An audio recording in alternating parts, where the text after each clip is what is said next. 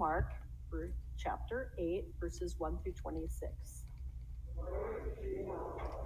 In those days, when there was again a great crowd without anything to eat, he calls his disciples and said to them, I have compassion for this crowd because they have been with me now for 3 days and have nothing to eat. If I send them away hungry to their homes, they will faint on the way, and some of them have come a great distance. His disciples replied, How can one feed these people with bread here in the desert? He asked them, How many loaves do you have? They said 7.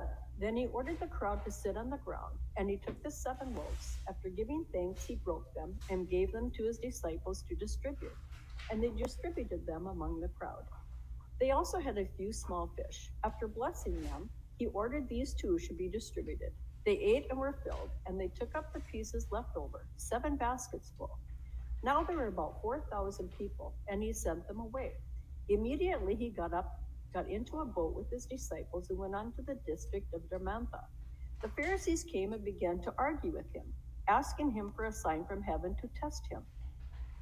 And he sighed deeply in his spirit and said, Why does this generation ask for a sign? Truly, I tell you, no sign will be given to this generation. And he left them, and getting into the boat again, he went across to the other side. Now the disciples had forgotten to bring any bread, and they only had 1 loaf with them in the boat. And he cautioned them, saying, Watch out, beware of the yeast of the Pharisees and the yeast of Herod. And he said to one another, It is because we have no bread.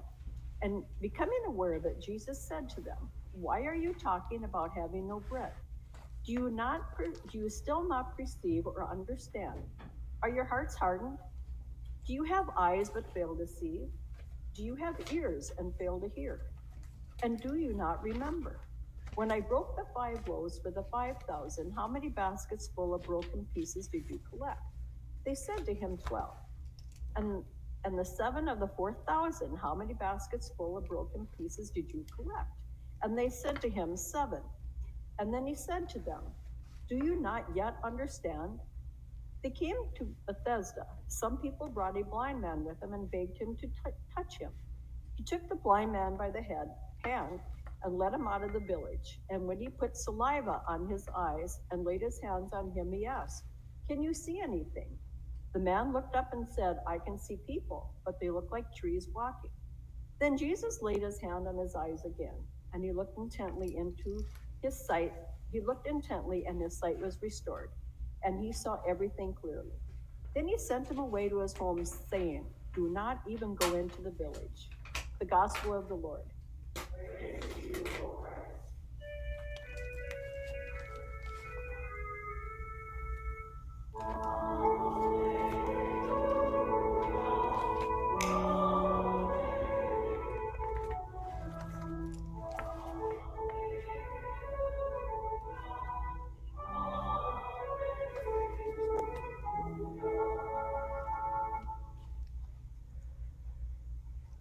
I'm not sure what week we're on. I think this is week, anybody know, 13 of our Mark series?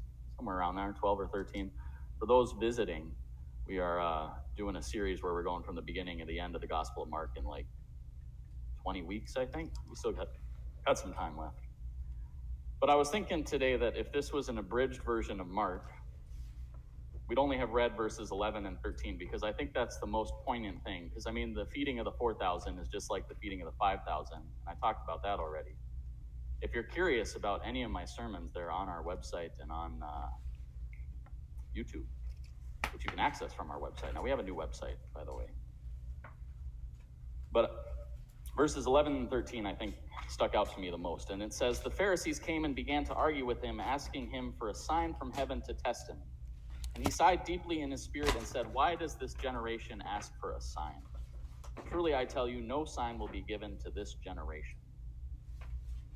I think it's interesting, one, that they ask for a sign because there have been signs upon signs upon signs, including the most recent feeding of the 4,000. That was a sign.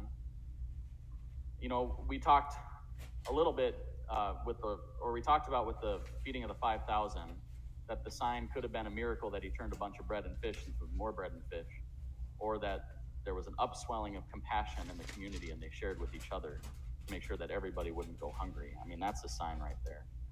Then we see other miracles of feeding and other miracles of healing, and yet these Pharisees still can't see the sign. And I think Jesus is a little mad here. Maybe not sad, maybe resigned. So full of sarcasm and resignation, he says, "Why does this generation ask for a sign? Doesn't this sound a little harsh to you? Truly, I tell you, no sign will be given to this generation." Well, clearly they've been given signs. But I think what Jesus is saying is that they just don't notice them. They can't see the signs. They just don't listen. They can't see the big picture. These 3 verses then, I think going from thousands of years ago to today, are a warning to us to not stagnate. A warning to not be receptive, a warning to be receptive to what's new. Yet at the same time, don't be afraid that this sermon is going to be, we've been doing things wrong, we got to do them right. Because at the same time, Jesus recognizes and holds up the past. I mean, he often relies on prophets and scriptures that came before him as he thinks about the future. And he was shedding new light on those. So let's again not be warned to stagnate, but instead be open and aware of the signs around us. And I want to get a little specific here. The biggest worry I hear from you all is that people aren't coming back to church. One, look around you. There's, I don't know, I'm spitballing here, 70 people. Does that sound about right? Did you guys counted yet, ushers? 70 now. Or counting now, you're counting now. Well, when they count, it'll be 70 exactly because that's how good I am. But there's about 70 people here. But if we really think about why are people not coming back to church, maybe that's a sign. So instead of asking, where are these people? We could ask, why isn't the church speaking to these people anymore? Why is a faith community no longer as important to people as it used to be? What can we do to change that, both while honoring the past and speaking to a new generation?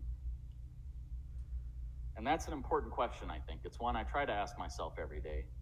Sometimes I get caught up into the menial tasks of running a church and forget to ask that question.